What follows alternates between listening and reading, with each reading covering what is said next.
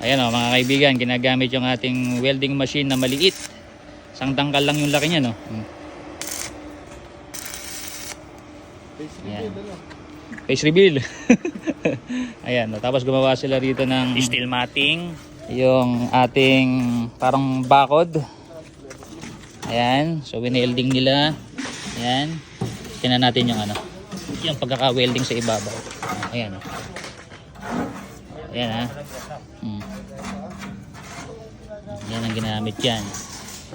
Yung maliit na, ano yun na ba? Ayan. Okay. So ayan mga kaibigan, no? Pwede kayong mag-welding ng ganyan sa pamamagitan nito. Maliit lang.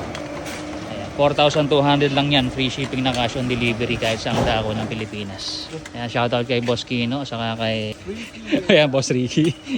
Ayan.